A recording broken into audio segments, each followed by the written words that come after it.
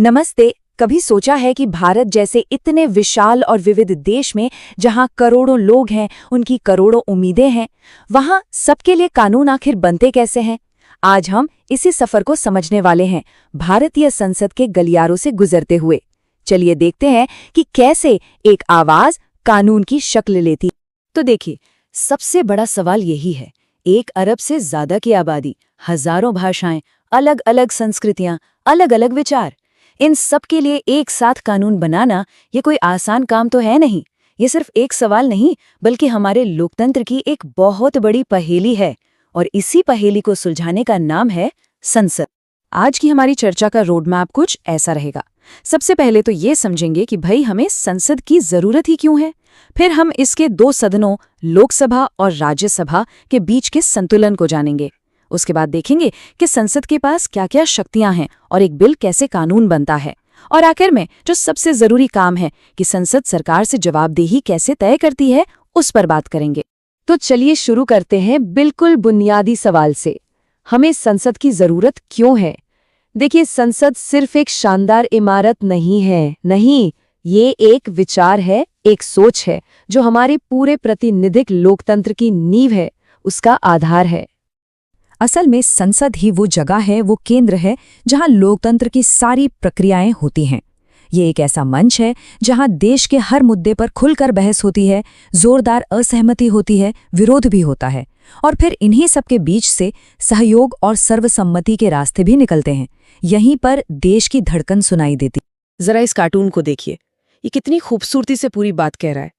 समाज के अलग अलग तबके हैं, किसान हैं, व्यापारी हैं, मजदूर हैं, सब अपनी अपनी उम्मीदें और अपनी अपनी मांगे लेके संसद की तरफ देख रहे हैं। संसद का काम ही यही है कि वो इन सभी अलग अलग आवाजों को एक छत के नीचे लाए, सुने और फिर कोई रास्ता निकाले। यही तो हमारे लोकतंत्र की आत्मा है। अच्छा, तो अब ये तो समझ आ गया कि संसद क्यों जरूरी है, पर ये काम करती कैसे है, इसकी बनावट क्या है। तो चलिए अब दूसरे खंड पर आते हैं। 2 सदन, एक संतुलन का कार्य। यहाँ हम बात करेंगे लोकसभा और राज्यसभा की। तो हमारे देश में संसद के 2 सदन हैं। पहला लोकसभा, जिसे लोगों का सदन भी कहते हैं। क्यों? क्योंकि यहाँ बैठने वाले सदस्यों को सीधे जनता 5 साल के लिए चुनती है। और दूसरा है राज्यसभा, यानी राज्यों की परिषद। यहाँ के सदस्य सीधे जनता द्वारा नहीं, बल्कि राज्यों की विधानसभाओं के चुने हुए विधायक चुनते हैं, और इनका कार्यकाल 6 साल का होता है। तो एक सदन सीधे जनता की आवाज है, तो दूसरा राज्यों के हक की आवाज। एक बेहतरीन संतुलन है ये। राज्यसभा की बनावट तो और भी दिलचस्प है। इसमें राज्यों के प्रतिनिधियों के अलावा राष्ट्रपति 12 सदस्यों को मनोनीत भी करते हैं। ये वो लोग होते हैं जो अपने अपने क्षेत्र के माहिर होते हैं, जैसे साहित्य, विज्ञान, कला या समाज सेवा। तो इससे ये पक्का होता है कि जब कोई कानून बने तो उस पर सिर्फ राजनीतिक नहीं, बल्कि विशेषज्ञों की राय भी शामिल हो। और पता है, ये 2 सदनों वाला सिस्टम सिर्फ केंद्र सरकार तक ही सीमित नहीं है। अगर इस नक्शे पे नजर डालें तो पता चलेगा कि भारत के 6 राज्यों में भी अपनी विधानसभाओं के लिए ठीक ऐसी ही व्यवस्था है। ये संतुलन और हर फैसले पर दोबारा सोचने के सिद्धांत को और मजबूत करता है। ठीक है, तो बनावट समझ ली। अब आते हैं सबसे जरूरी बात पर कि ये शक्तिशाली संस्था असल में करती क्या है, इसकी शक्तियां क्या हैं। तो हमारा तीसरा खंड है संसद की शक्तियां, और इसमें कानून बनाने से लेकर सरकार के खजाने पर नजर रखने तक सब कुछ शामिल है। तो दोनों सदनों में ज्यादा शक्तिशाली कौन है, ये टेबल इसे बड़े अच्छे से समझाती है। जब बात आती है पैसे की, यानी धन विधेयक की, तो सारी शक्ति लोकसभा के पास है। राज्यसभा इसे खारिज नहीं कर सकती, सिर्फ कुछ सुझाव दे सकती है। और सबसे बड़ी बात, सरकार रहेगी या जाएगी, इसका फैसला भी सिर्फ लोकसभा ही कर सकती है, अविश्वास प्रस्ताव के जरिए।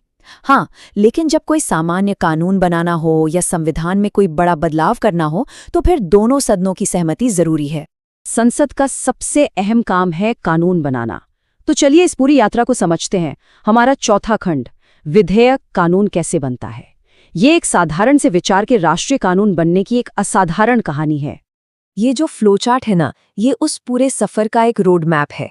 हर कानून की शुरुआत एक प्रस्ताव से होती है, जिसे हम कहते हैं विधेयक या बिल। लेकिन बिल से कानून तक का सफर कई मुश्किल पड़ावों से होकर गुजरता है। आइए एक एक करके इन पड़ावों को देखते हैं। तो सबसे पहले ये विधेयक या बिल होता क्या है? आसान भाषा में कहें तो ये कानून का एक कच्चा ड्राफ्ट है। ये दो तरह के हो सकते हैं। अगर कोई मंत्री इसे पेश करे तो वो सरकारी विधेयक कहलाता है, और अगर कोई ऐसा सांसद पेश करे जो मंत्री नहीं है तो उसे निजी सदस्य विधेयक कहते। तो ये सफर होता कैसे है? सबसे पहले बिल को किसी भी एक सदन में पेश किया जाता है, फिर अक्सर उसे और गहराई से जांचने परखने के लिए एक संसदीय समिति को भेज दिया जाता है। समिति की रिपोर्ट आने के बाद पूरे सदन में उस पर जमकर बहस होती है और फिर वोटिंग होती है। अगर एक सदन से पास हो गया तो वो दूसरे सदन में जाता है और वहां भी यही सारी प्रक्रिया दोहराई जाती है।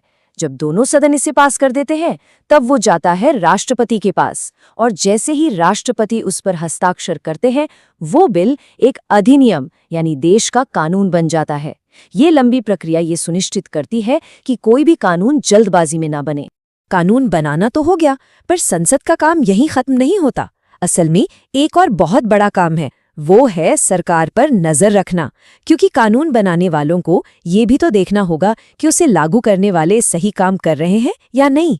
तो हमारा 5वां खंड है सरकार को जवाबदेह बनाना। इसमें संसद एक प्रहरी, एक वॉचडॉग की भूमिका निभाती है। तो संसद ये करती कैसे है? उसके पास कई दमदार हथियार हैं, जैसे प्रश्नकाल, जिसमें कोई भी सांसद किसी भी मंत्री से उनके मंत्रालय के काम पर सीधे सवाल पूछ सकता है। फिर है शून्यकाल, जिसमें बिना किसी पूर्व सूचना के जरूरी मुद्दे उठाए जा सकते हैं। संसद ही सरकार के बजट को मंजूरी देती है, यानी पैसे पर पूरा नियंत्रण रखती है। और सबसे बड़ा हथियार है अविश्वास प्रस्ताव, जिसके जरिए लोकसभा सरकार को हटा भी सकती है। संविधान सभा में NV गाडगिल ने एक बहुत गहरी बात कही थी। उन्होंने कहा था, विधायिका की प्रकृति ऐसी है कि स्वयं संसद की संप्रभुता की कोई सीमा नहीं है। ये शब्द संसद की अपार शक्ति को बताते हैं।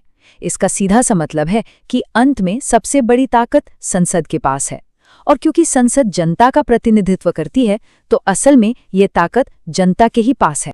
तो आखिर में एक सवाल पर सोचते हैं, जब हम संसद में वो शोर शराबा, वो तीखी बहसें और वाद विवाद देखते हैं तो क्या लगता है, क्या ये हमारे लोकतंत्र की कोई कमजोरी है, कोई अव्यवस्था है, या फिर ये इस बात का सबसे बड़ा सबूत है कि यहाँ हर आवाज को सुना जा रहा है, हर विचार को जगह मिल रही है, और यही हमारे लोकतंत्र की सबसे बड़ी ताकत है? इस पर सोचिएगा जरूर।